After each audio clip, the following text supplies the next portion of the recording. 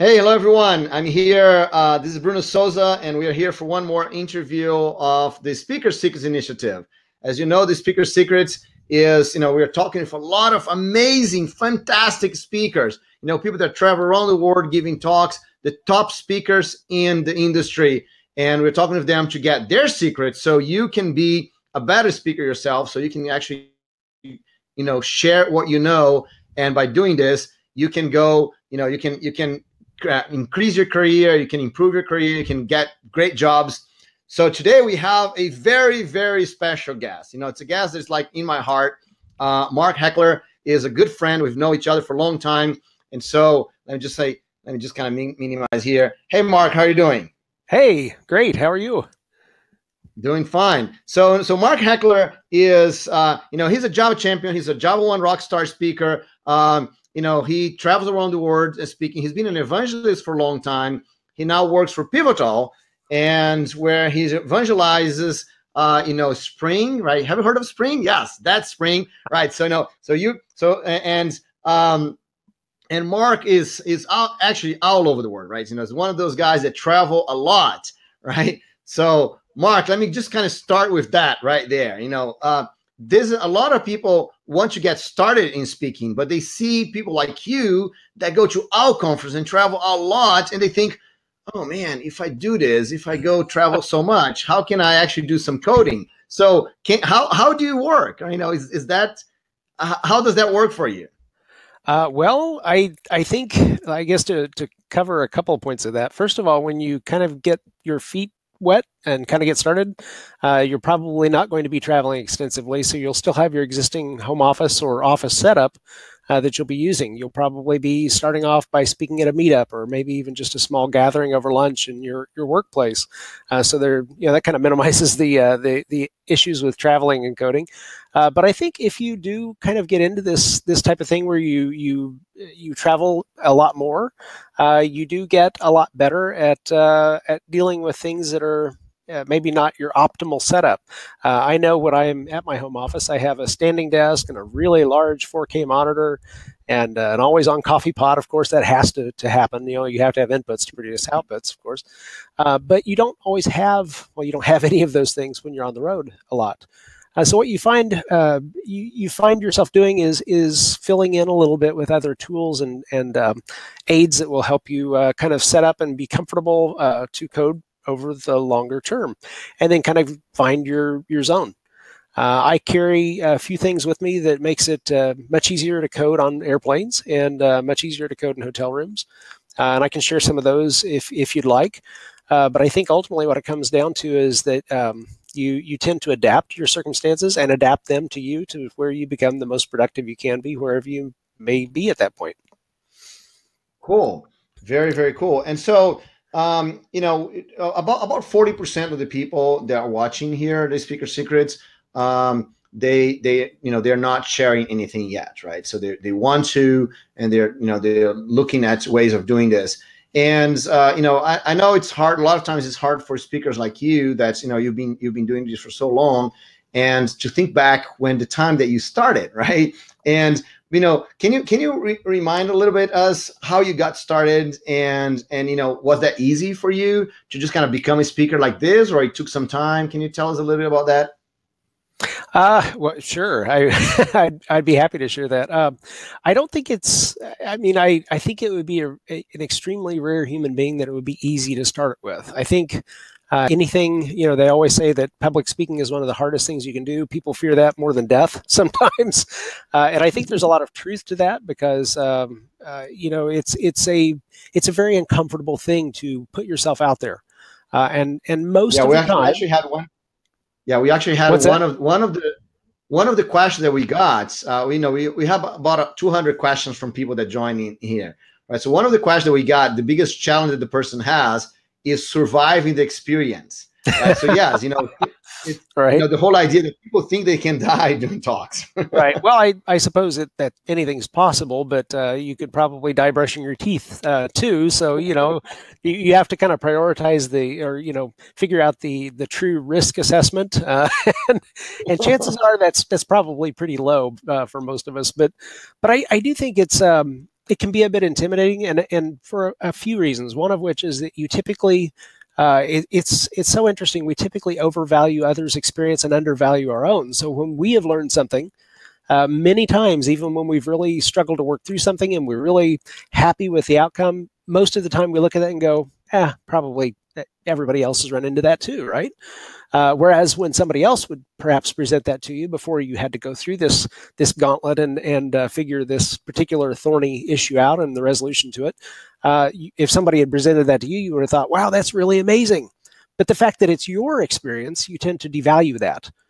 So it's kind of I guess, a sad state of being a human being. But ultimately, I think we all have something to contribute to the conversation.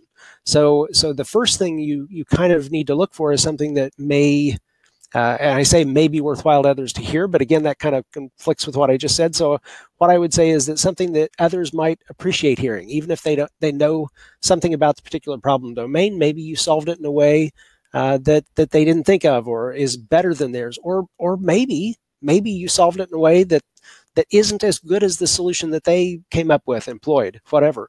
And that's good too, because that allows you to learn. I think you can't always expect to have the best answers. You can share. And I think the more you share, the more you learn as well. So if it helps to kind of take the focus off you and realize that, hey, by sharing something with others, maybe I'll get to improve myself in the process. Maybe that's one way to kind of reduce some of that stress. But certainly I think, one, realizing you do have something to say and add to the conversation, and two, starting small is helpful as well. You don't have to stand up in front of thousands of people.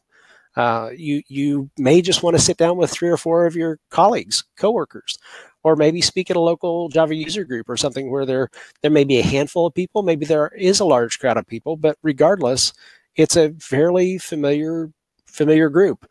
And the other thing I always like to remind people is that when you go and speak somewhere, again, 3 or 4 people up to hundreds of people, they're not there to see you fail. They're there to see you do something good, present something good, share with them, and be positive about what you're sharing with them. Most of the time when we go and speak about things, it's not something we're not happy with. It's something we're excited to share. It's something we really like.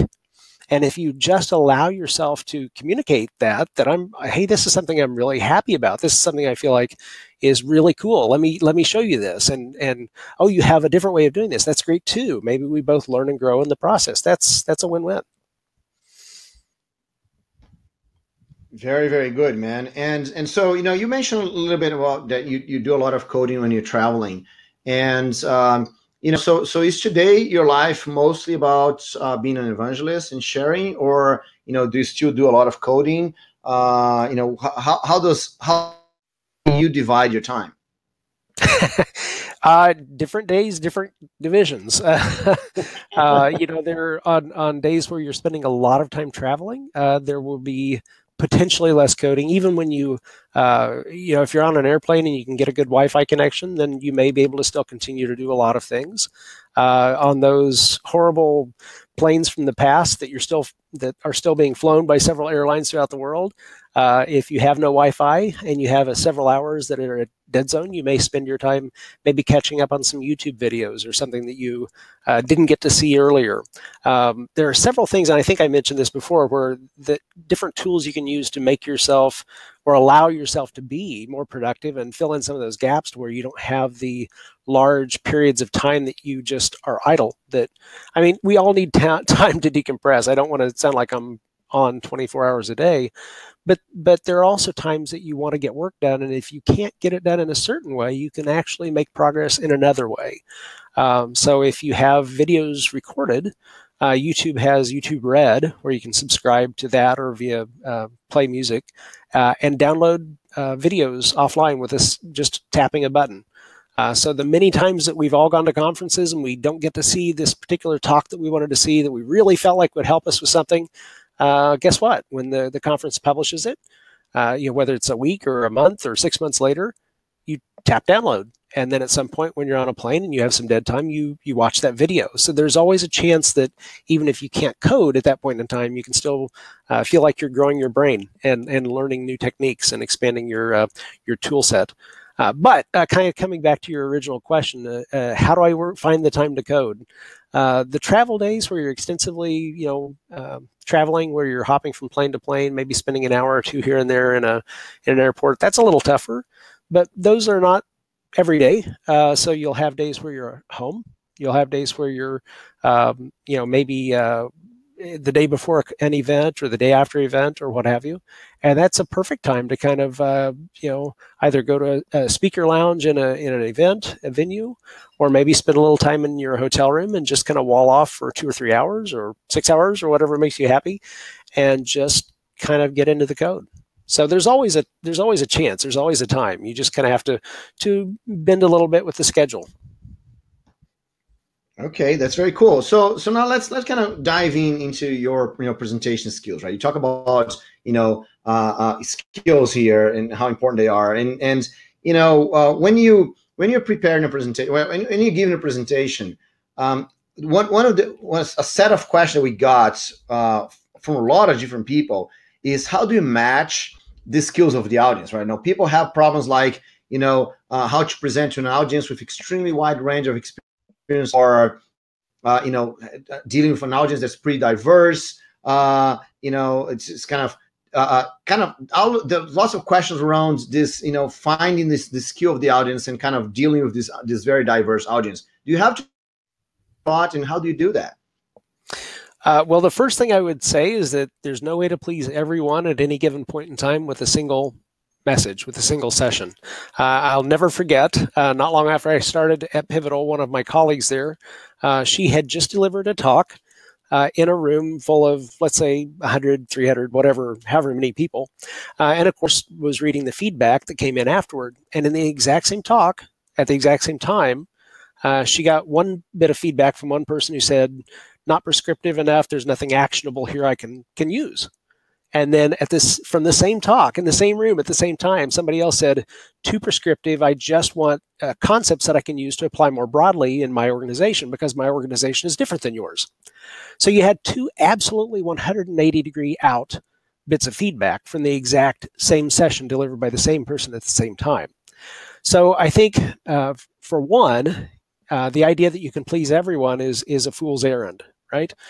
So what I always try to do is present in such a way that I feel like somebody, if somebody is there and they want to get something out of it, I want to be able to give them something, but they may not necessarily have in mind exactly what I have in mind to share as well. So I narrate, for those of you who have seen me talk, I narrate extensively. So I do a little bit of context building. I establish the kind of the background and the kind of terms of engagement, and then I launch into code, because I've always felt that the best way to understand a concept is to kind of employ a concept, employ an implementation of a concept. So I like to get in and show kind of how something would work.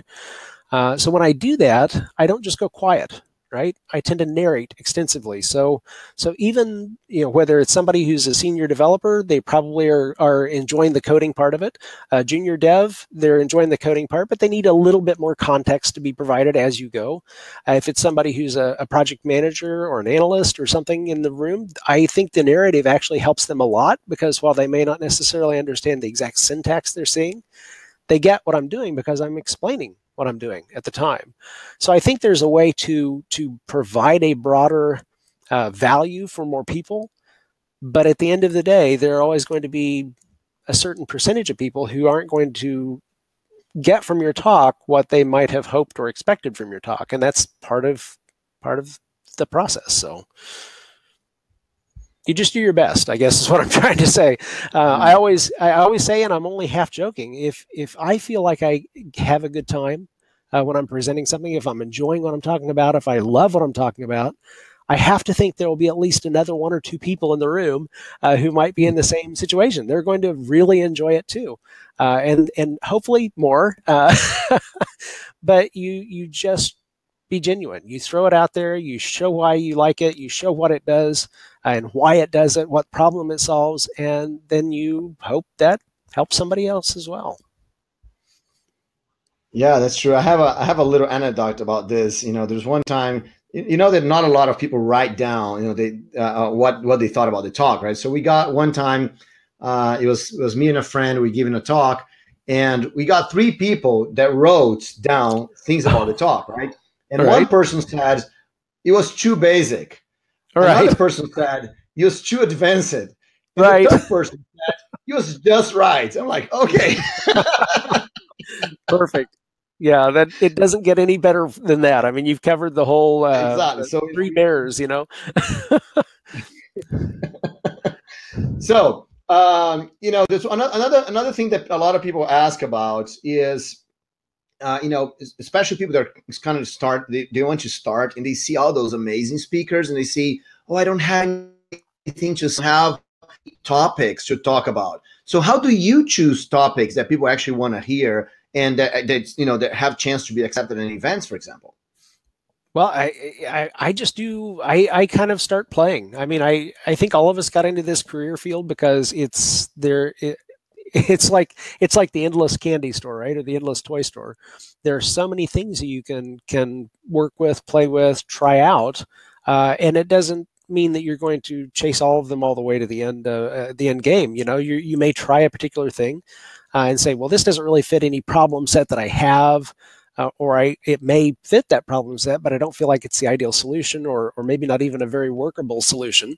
So you move on and you try other things. This is what we do all day, every day, pretty much all of us. We work with code, we work with systems and solutions, and we try to find better ones, right?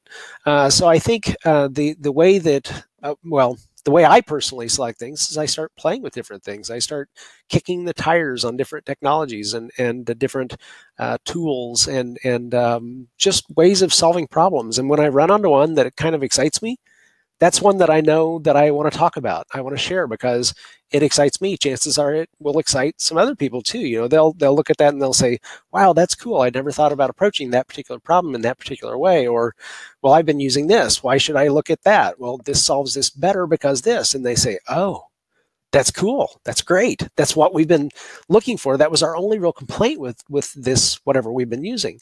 We all have those moments.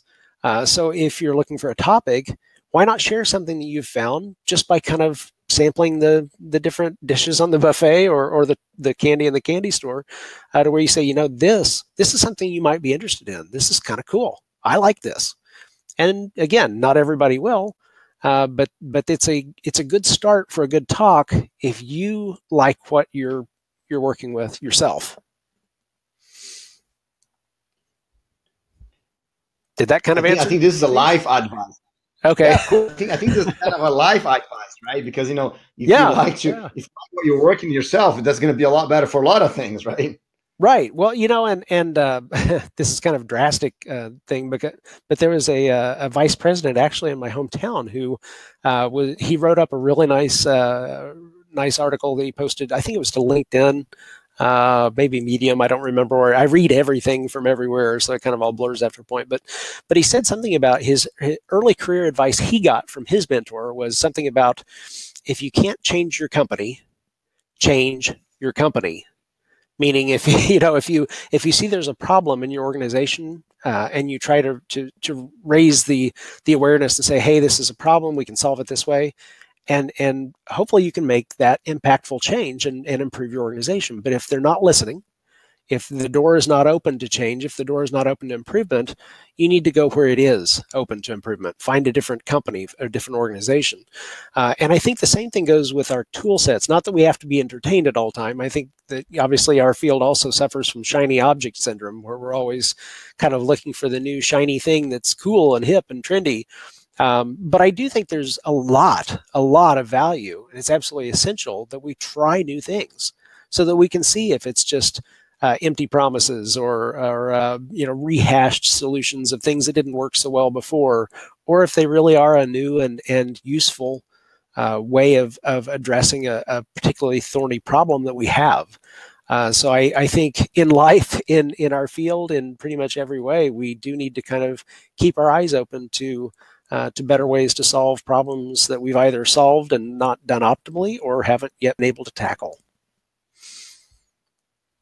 Very cool, man. Very, very cool. So now let's kind of, I just want to try to pick your brain a little bit here, right?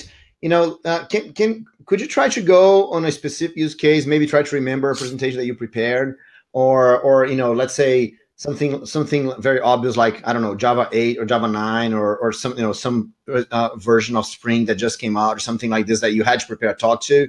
How do you actually get one technology like this and you break it down and say, okay, I'm going to talk about those things because those are the interesting things, and actually organize your talk? Can you kind of try to run us down a little bit how would you think about going over some kind of technology and preparing a talk for it?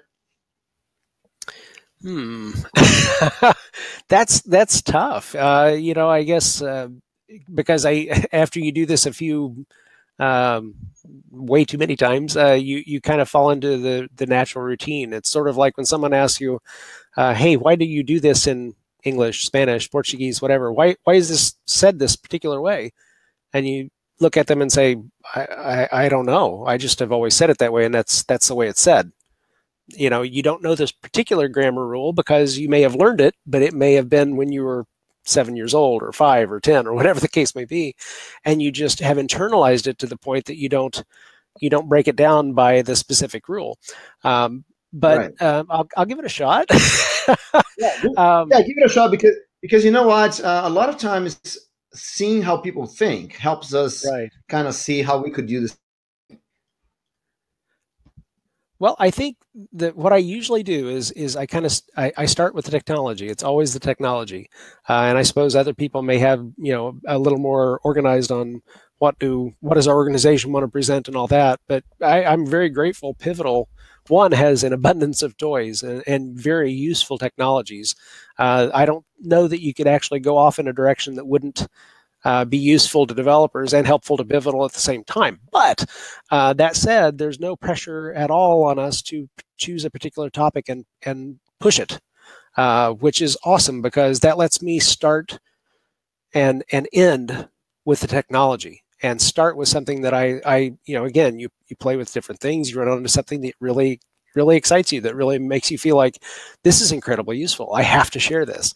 And at that point, after I've played with something and worked with it and said, okay, I'll use the example, Project Reactor. This is reactive programming is getting to be a big deal, not because it's quote new. I mean, it's certainly not new, and not because it's a new, I guess, more broadly picked up trend by the industry, but because it is actually incredibly useful, better scalability and better use of resources. That's something, those are a couple of things, kind of high points that everybody needs.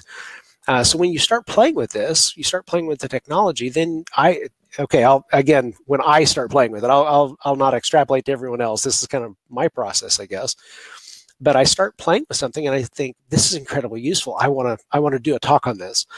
So then I start kind of looking at, okay, what do I want to convey? What are the key points? What are the things that people like me would find valuable? Well, this, again, hit on the scalability. You talk about that. Well, I probably need to show something or mention that in some context. Talk about the better resource utilization. Okay, what particular questions might come up? Because with any choice of a technology, you're not choosing a different technology. So what are you losing or what are you exchanging in the process to get these greater benefits in this particular area?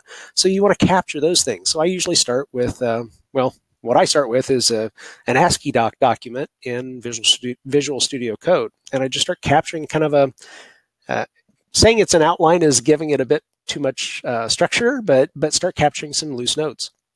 And then kind of put things in an order that I want to bring up. So at that point, you have kind of a loose, here's kind of the stuff that I want to cover to begin and establish context and provide the what's in it for me as a developer. What's in it for you as a developer. And then I kind of go back to the code once again. So then it's what can I show in a demo, because I like to live code. Again, I feel like when you can see it in action, it makes a lot more sense than when you see code snippets on the screen. Nothing against them. They communicate very well if you can isolate the key points. But I do think seeing the code crafted in front of you and seeing it executed in front of you and the results that come of it gives you a lot better end-to-end understanding of here's the concept, here are the benefits it provides, and here's how to do it, and oh, here's how it looks when I'm done. So at that point, I go back to the code and figure out what kind of an example application I can build around this and fit all of this within ostensibly 50 or 60 minutes. And at that point, then you've probably got too much material. And then what I do is just start whittling down until I can fit it in, making it cleaner. You know, this is very cool, this particular point that I love, but it doesn't add to the conversation. So I sacrifice that point, you know, to the fires of irrelevance, and then just focus on the key points that I want to hit, that I need to hit to deliver what I feel like is the most value in whatever time frame I'm given. Okay, that's pretty cool. So how about, you know, you mentioned a lot that you like to do live coding. Live coding is not an easy thing to do, right? You know, it may fail. It's, you know, you might forget something. So can you give, you know, if someone, but on the other hand, looks like a lot of people like this, right? You know, they like to see someone live coding, right? So a lot of the great speakers in the technical area, you know, they're the ones that do live coding. So that's looks like if you want to be a great speaker, maybe you should do some of that at least. So can you talk a little bit about live coding and what you think about it? And I know you like it, but, you know, can you give in some tips if other people want to do live coding? Yeah, and everybody has a different take on this too. So it's not a universal have to do. In fact, I think when you're starting in presentations, that's just another stressor point that you may not necessarily want to do on your first 1 or 5 or 50 or whatever presentations. You know, the key outcome for any presentation is good information delivered clearly and understood well by the recipients, by the attendees. So I certainly don't think your first time out of the gate, you have to feel like, oh, I have to live code, or this isn't going to go well, or it won't be the maximum, the best that I can do. That's just not true. But I do think there is a lot of value in it, because again, it shows, okay, if I were to want to employ this particular technology capability, this library or what have you, it shows you how you can do it start to finish. How do I include that into my project? How do I, once I've got it in my project, how do I start? What kind of API does it have that at its very essence I could start with and then build out from? So I think that it brings a lot to the table. Again, the fact that I'm kind of speaking to those new to public speaking in this regard. You're already under enough stress. Don't feel like you need to add that on top of your presentation. You can do an amazing presentation with zero code. You really can. But if you want to launch into that, if that's the ultimate objective, I really want to be there, I feel like I agree. I think that gives the best that I can. Then start small. You know, start with a small project, or maybe even have the project already built, check it out from GitHub, step through it, and then run it. And then start looking at, well, what can I do to add in or actually transition from I'm checking out my code or I'm using live templates in my IDE, which is not live coding, but it's still very effective. You're still pasting in code per section at a time where people can see it. That's great. That's perfectly fine. And then at some point, if you want to just cast off everything and just live code, then you've kind of built up to it at that point. And I think it's a lot less threatening. That said, once you start doing this, you'll find that there will be amazing, unique, and novel ways that stuff can fail when you're live in front of several people, including sometimes hundreds of people. And I think initially that thought is or can be paralyzing. Once you've had enough failures, you start kind of flipping that on its head. Once you hit something and it's like, oh, that I got a stack trace. What's the problem? And you're in front of 300 people. The good news is at that point you have 300 other people, other sets of eyes, other brains that you can tap and say, where's my typo? Where's my what have I done here? So I found that even when I do have some kind of weirdness creep in, whether it's a regression that I found. I've had that happen live because updated bits were pushed like an hour before I went on live, and there was a regression. I found it. Yay. The great news is that, you learn, you grow. And again, people aren't there to see you fail. They want to see you succeed. So they lean in, they look at it, they say, oh, that looks like a problem here. Is that it? And it actually fosters a lot of great conversations. So, failure is not something to be feared. Failure is something to be embraced and overcome, right? We're human. That's part of the human experience. So yeah, live coding I think is a great thing to do if you want to do that, but don't feel like you have to do that ever, or starting out, certainly not. And over time, if you feel like, hey, look, this is something I really want to do, by all means do it. It's exhilarating. It's great. I think it communicates everything down to the lowest possible level better than anything else maybe can. But it's something you don't have to dive into the deep end first with. So.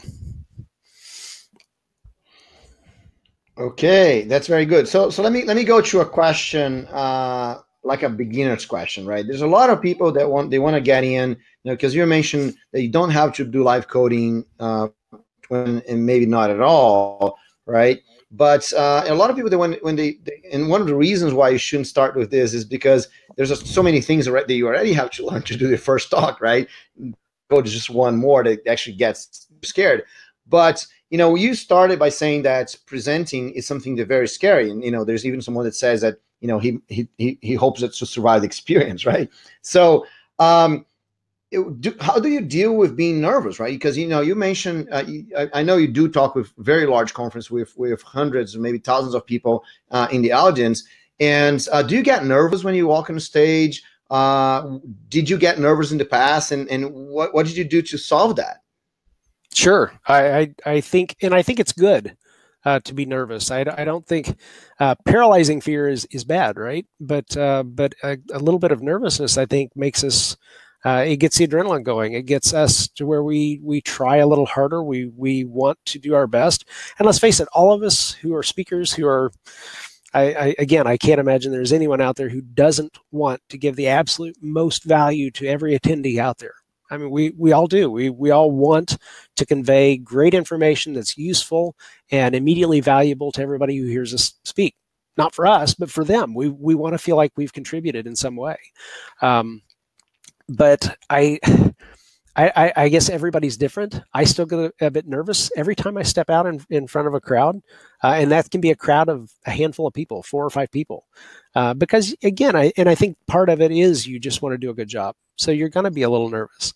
That's okay, and I think if there ever comes a time when you're not nervous, you're probably either sleep deprived or worse, right?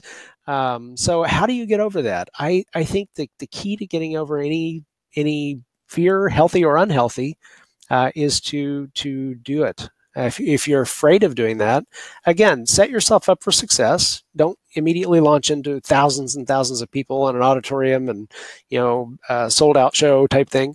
But find a small group of your friends or your colleagues or a small local group. Local groups are awesome because they build a local community, and they're also people who are, again, wanting to learn. They want to share what they have. They want you to share what you have. It's a very kindred spirit that you have there, and a very warm and welcoming spirit. So find people who are friendly, who are near you, again, whether it's your workplace or outside of it, and start small. It's still a little, it can make you a little nervous, and that's fine, but it's certainly less threatening. Set yourself up in small steps to advance, so that if such time comes where you're presenting in front of dozens or hundreds of people, it's just a matter of scale, right? I mean, you've already done this in front of hundreds of people, maybe by that point 30 or 40 at a time.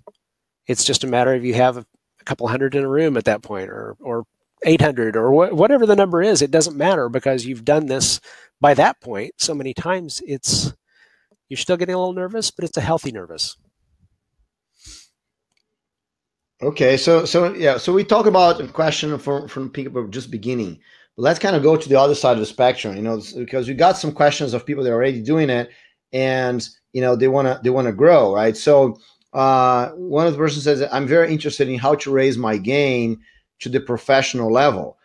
So when do you think that, or what did you do to go from presenting to a group of friends, presenting a meetup, to actually be an evangelist, right? And become actually is part of your job and do presentations. How do you do this?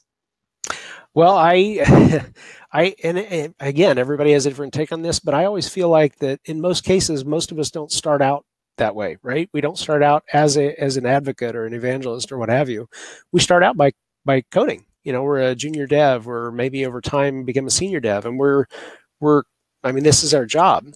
So if we do speak either at a lunchtime gathering or a Java user group or some kind of a meetup, that's on our time. That's on our side effort. And that's how I did. That's how most of us do, I think. We just start sharing. We start talking to others. We start becoming the resource in our department that people ask questions of, or that we go and we speak to local meetups. And over time, in my case, what I did is I did enough of that. That was kind of that it became kind of a side duty, an acknowledged side duty that I'm the guy who not only does this, but he also speaks and shares and speaks at the occasional meetup or small event. And then actually a couple larger events. But I did most of this on my time because it was something I felt sharpened me, right? Some folks feel that, well, my company, if they want me to do it, they ought to pay me for it. Well, that's true. And in an ideal world, that's great if they do. But if they don't, and it's something that's important to you, why would you not do that out of spite to your company? Why would you harm yourself because your company isn't offering you the opportunities to do what you want to do? Why not just do them yourself? So I started speaking on the side and doing this, again, sharing is just in whatever manner. And then over time, of course, it became a side role. And then over time, somebody came to me, a good friend of mine, came to me and said, hey, how would you like to make this your full-time role? So it kind of naturally builds if you want it to.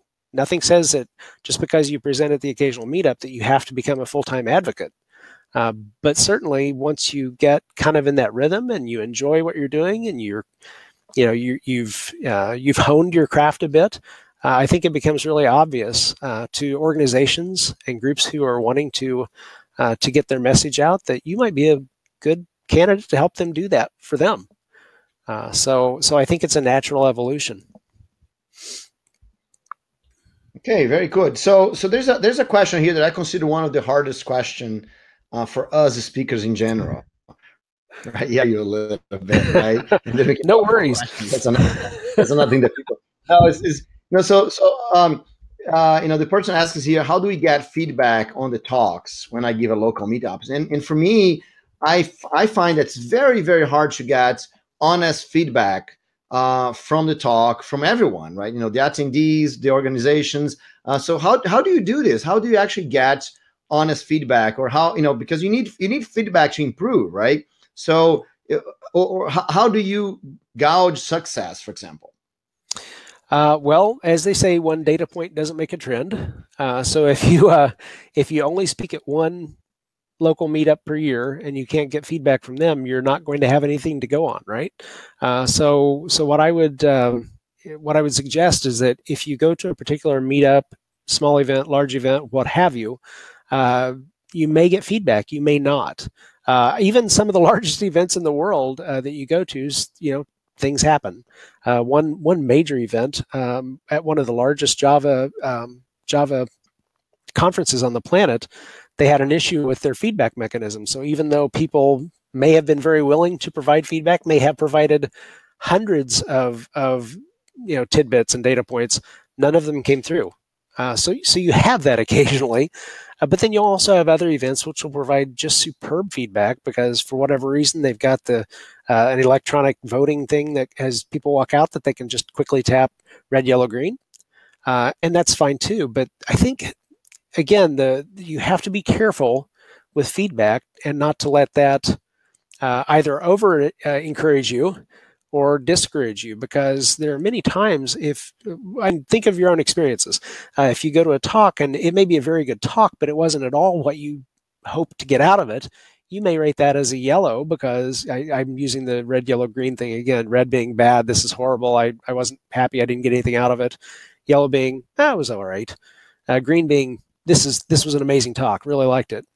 But even that, people have different scales. So that green, yellow, red, yellow, green. My red maybe, it was all right, but it wasn't what I wanted to hear. It didn't give me anything new that I hadn't already explored. So that may be red to me. to you, red may be, this was absolutely horrible. Never let this person out in front of a crowd of more than 2 people. they're a danger to society. So even that is relative. So I always try to take that with a grain of salt. Certainly you want feedback, and if there are feedback mechanisms that give you legitimate, as an attendee, a legitimate way to provide written feedback, that's the most valuable. If somebody says, I really would have liked this more than that, or whatever, I think that's helpful. But you have to look at that in aggregate to get enough data to go on. And you also have to realize that each person's view is a bit different. Coming back to your example, too much, not enough, and just right. So gather as much data as you can. Take it, constructive feedback very seriously, and the non-constructive feedback, don't. Yeah, just as another anecdote, we had a very large event that there was a very disturbing keynote, right? The keynote speaker was, he said things that got everyone mad, right? On the thing he was saying. So every single speaker on the following session evaluated, right? So it's like it probably had nothing to do with what they said, but it was what was the sentiment that everyone had coming out of the keynote, right? So, and a lot of times people complain about the event. There's something that went wrong at the event, and they kind of, the only way for them to vote or is to vote negative on the session, right? So there's all kinds of things like this. So that's why I think this is such a hard question, because the speakers don't usually get that information an easy way, and so it wasn't hard in the sense of that you would not be able to answer. But one of the most feared moments of speakers in general is the question and answer moment, right? Because a lot of people are like, am I going to be able to answer all the questions? What is going to happen? What if they ask hard questions that I don't know the answer of? What if someone is out there trying to get me? So how do you handle questions and answers? Well, I think the first thing to do is to completely disabuse yourself of the notion that everybody or that anybody knows everything and can answer every question. I think that's a horrible, horrible game we play with our own heads, that I have to know the answer to every question or I'm a failure. You're never going to know the answer to every question. And I think it's a matter of reframing it. Obviously, you want to be knowledgeable. Obviously, you want to be able to provide value and answer questions. You don't want to be able to not be able to answer anything. That's us. That's why we're out there learning, growing, and sharing, right? We want to have more answers, and we want to share those answers. But the idea that you could answer every possible question that could come up is crazy. So I think the first thing to recognize is that if somebody does ask you a question that you don't know the answer to, that's awesome in its own way, because that's something that you can use to grow your knowledge and help someone else. They've told you a particular question or a pain point that they're having, which is good, right? We need to know that data. All of us in the whole community needs to know if there's a particular problem out there somebody's hit. Maybe we haven't hit it yet, but it may be something that we will, right? So if someone asks you a question you can't answer, then that gives you a chance to grow your expertise, your field of knowledge, as well as helping them potentially overcome their issue that they're struggling with. And at Pivotal in the Spring team, we have a super, super awesome depth and breadth of expertise in so many different areas. And I speak about the Spring team, but I mean, there are a lot of other companies with excellent breadth and depth as well. You're not out there by yourself, right? So if I have a particularly thorny security question I can't answer, I know Rob, Joe, several others that I can go and say, hey, I need an answer. What have you done something with this? What have you done with it? What kind of API do we have that can satisfy this? Or what kind of solution do we typically recommend to satisfy this? Nobody knows it all, right? But we have a great team to draw from and provide that help to somebody who may need it. And the Q&A is just their way of asking the question that they haven't found a way to ask until then. So I think it's important to first realize you're not going to be able to answer every question. And not only is that okay, that's good. Not that we should ever stop trying. Obviously we want to grow our knowledge, But if it ever comes a point where you can answer every question and you know everything about something, chances are you're not stressing yourself enough. You're not stretching yourself enough, I should say, because you're probably too comfortable and too small an area of expertise, and you need to branch out. You can help more, show more, share more if you do. So so it's not a bad thing to not know every last answer. Okay, very cool. So again, let me go one more of the question of the more advanced questions here.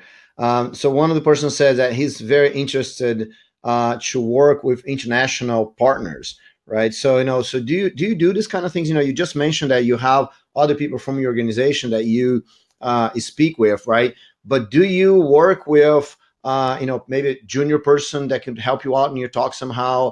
Do you like co-speak with friends in certain ways? Do you come, for example, if someone from a user group would like for you to come and speak at the user group or remotely at the user group, do you do this kind of thing? I mean, so how do you work with this international audience? Sure. I mean, it varies based on what the circumstances may be or availability may be. But obviously, it's best if you're there because again, I think you can engage at a much deeper level when you're right there with someone, but there are times where it just doesn't make sense. I mean, we've all done the video conferencing. We're doing that now. But I think, we have such a wealth of tools at our disposal to do different things. And if one works better, we can typically lean that way. But if another offers us a way to do something and step in and share in a way that we might not have access to if we didn't do that, I think that's a great thing too. So as far as working internationally, working with folks internationally, we have a distributed team. The Spring team is distributed across, pretty much all around the globe. Different time zones, different countries, which the time zone thing is both a potential problem, but it's also a wonderful thing. Again, it depends on how your perspective is, because when you find a particular, going back to the one example I said where I found a regression, it was a small thing, but I immediately hopped on Slack after I identified exactly what the problem was, and was chatting with somebody halfway around the world. By the next morning when I got up, guess what? It was solved. It was fixed. So you can work with a team who is very geographically distributed. You can speak to and work with people in the community who are very geographically distributed, both in person and over tools like this. So, right tool for the job, I guess. Do the best you can to fill the gap or the solve the issue with whatever you can. I think we're all adults, right? So we optimally we're there working together side by side, but when that doesn't happen, we just make it work in some other way. Very cool. So how about, let me just kind of focus on skills a little bit, right? So do you have any preferred skill if someone it's already speaking or wants to start speaking, what kind of skill they should go deeper at? Because there's a lot of people who kind of say, oh, you have to speak this way, or you have to move your hands or not move your hands, or you stay put in one place or move around, or there's all impose your voice, or don't repeat words. There's all these little skills and details, right? So do you have any one of those that you think are very, very important, or was very important for you, or things that you had to improve to reach a better level? That may be the toughest one yet, just because I think there are so many ways to break the established wisdom rules. And yet I think we can probably all think of several speakers we like to hear that we really appreciate, that we get a lot out of their talks. And they all do things so dramatically different that I don't know that there's a particular template to maybe hold up as the ideal. That said, I do think that if you have a lot of filler words, the well, the so at the beginning of a sentence, so we're going to do this, so we should look at that, so here's what we find, you have to be careful to avoid using a bunch of verbal tics. But let's face it, we're human. We're going to do that from time to time. We're going to slip into this pattern of using some very repetitive verbal tick or way of presenting something that may be not optimal. Maybe that could be grating for different people or certain people. So I think the key is to do your best to be very communicative and clear. And I do try to enunciate, especially when I'm talking to an audience who maybe English is not their first language. If I'm presenting in English, I also do present in Spanish from time to time. But I do try to enunciate like I'm doing now, because sometimes if you think about it, if you're hearing someone speak and they're running all the words together and talking really fast and it's very, very monotone, it's very hard to pick out the words, right?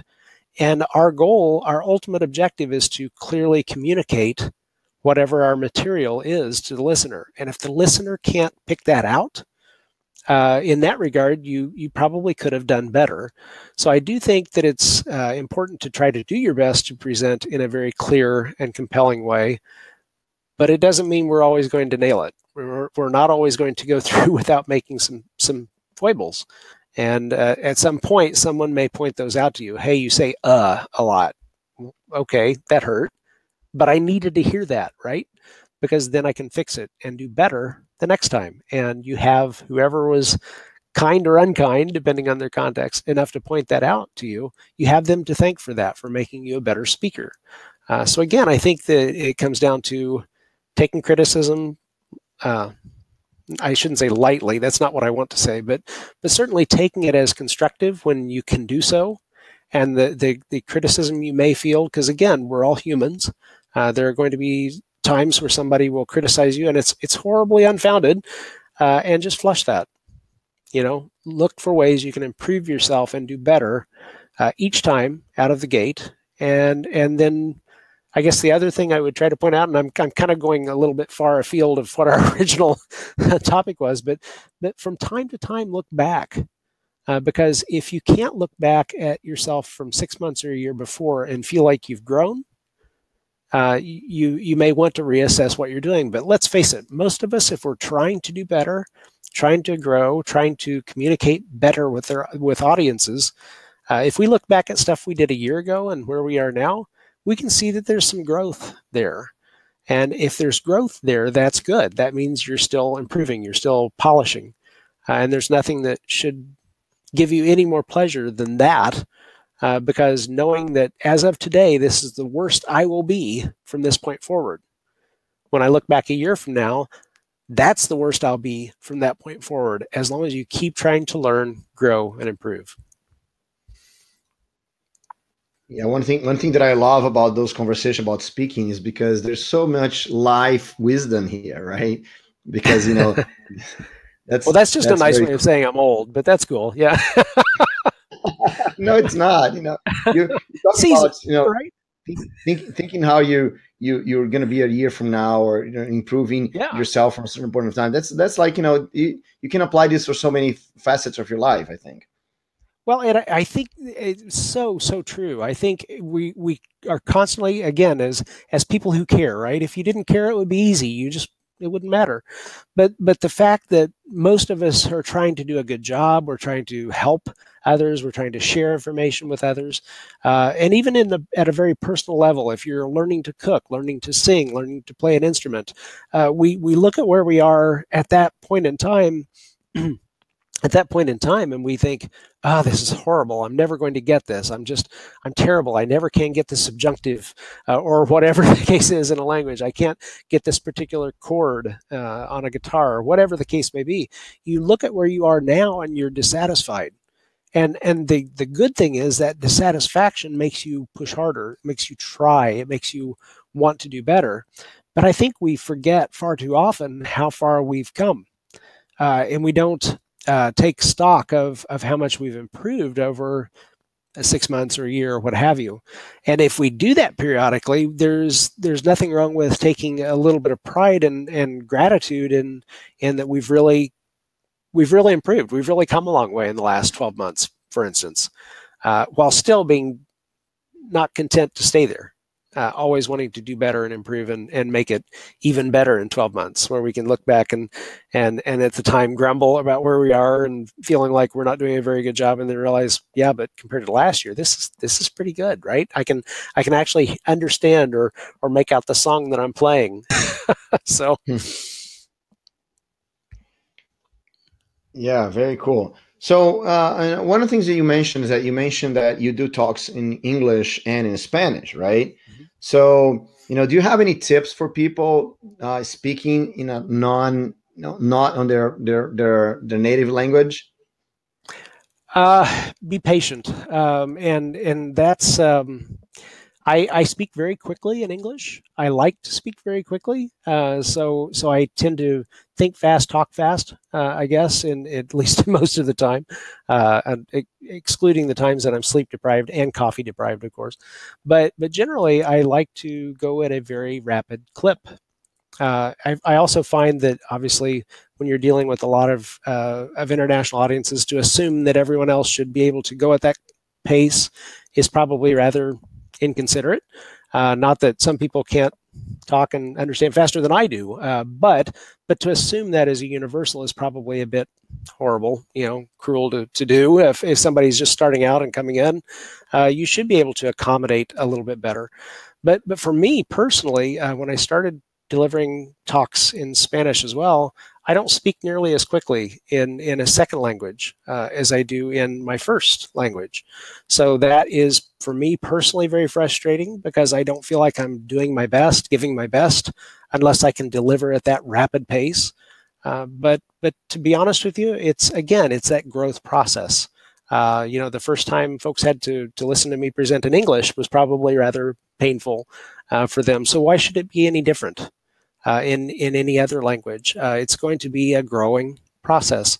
The important thing is to do your best, to give as much as you can, the best that you can, and trust that we're all there because we love the technology, and we're all there because we want to grow and learn and help others do the same.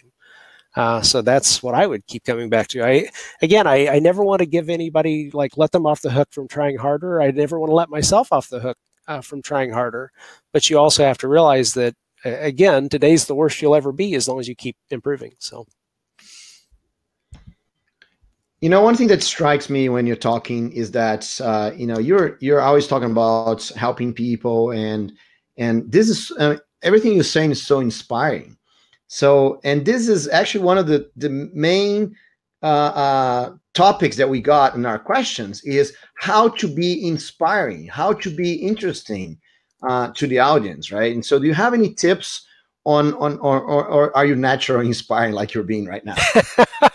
Oh, I don't know that I would go that far, but I think there's a lot to be said for when you enjoy something, it shows, right? When you are excited about something, when you're passionate about something, it shows. And we can't always be passionate about everything. I think that's as we sometimes joke, the job postings and recruiter emails, they're always looking for passionate developers and whatever. But I do think there's a lot to be said for, if you're excited about something, you want to share it, you want to show it, you want to talk about it, you want to inspire, or I guess I don't feel like you want to inspire people. I feel like you want them to be excited about whatever you're sharing. So if that inspires them, that's great. It's just a happy community then at that point. But I do think there's a lot to, I always kind of say that I'm a pragmatic optimist. It's not that I don't see the downsides. It's not that I don't see the negative that goes on, in the world or with a particular tool chain or what have you. It's just that I think it's kind of silly to expect that anything won't have some negatives, or that there will never be any negatives that affect your systems, your job, your life. So I think it's what you make of it, right? I think if you focus on the negatives, it becomes very easy to derail yourself and not be able to accomplish anything or do anything positive for yourself or society. And I think if we focus more on the positives, acknowledging that there are downsides, that there are obstacles to overcome, that there are particular issues to solve, I think it helps us to make more ground faster. So. Okay, okay, that's very cool. So, I mean, we're talking 1 hour, right? I can stay talking with you forever if you want to, but I just kind of wanted to see if there's anything that I didn't ask that you wanted to share, to people that either people that are starting or people that are already doing it. Is there anything that you would like to any message that you like to leave to everyone? Well, hmm. I guess, one of the things that I particularly enjoyed about going to events, going to meetups, conferences, whether attending or speaking, is that you always it's a self-selecting crowd, right? I mean, you don't typically, I mean, there are exceptions to every rule, but you don't typically see people going to conferences who don't care, who don't want to improve their skills, do better for their organizations, kind of advance the state of the art in whatever way they can. So you're kind of in this self-selecting crew of people who are really really up there on the leading edge, or even if they're working with well-established technologies. I don't mean to say like brand new shiny toys all the time, but I think even if you're working with people within established tool chains or libraries or components, you're dealing with people who are kind of pushing the envelope, who are out there expanding the capabilities of whatever they're working with.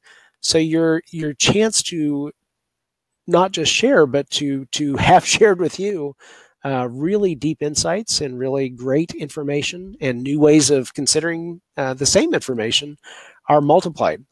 If you never get out of your small work group in your organization, small or large, you're limiting your information sources, you're limiting your interactions, and you're limiting those opportunities to maybe stretch your brain in different ways. So I find that going to events, going to conferences, even if I don't want to present, I just want to attend. That's cool. You're still going to learn a lot potentially, and meet some of the sharpest people you may ever have the opportunity to meet. So I think if I would leave you with that, if I would leave you with anything, it's don't be afraid to get out there as an attendee, as a presenter, as just doing a birds of a feather type of session where you have other people who may work with the technology that you do, and you just can kind of generally share experiences, whatever the case may be, whatever looks like a way that you can kind of get out there and start sharing and having shared with and grow, I think is incredibly helpful for you as a person and you professionally. So don't be afraid to get out there and do it. So hope to see you all out there, wherever there may be. Come to something close, come to something far. Doesn't matter. Just get out there. Very, very cool. So Mark, thanks a lot, man, for taking the time to do this. It's amazing. A lot of great insights. And for you that are watching this, you have access to the Speaker Secrets portal. We have more than 10 hours of speaker secrets, right, shared by amazing speakers like Mark. So make sure that you go and access that. And when you see Mark on an event, go talk to him. Tell him that you learned from him. Sure, he's gonna love that. So thanks a lot, Mark. It was amazing.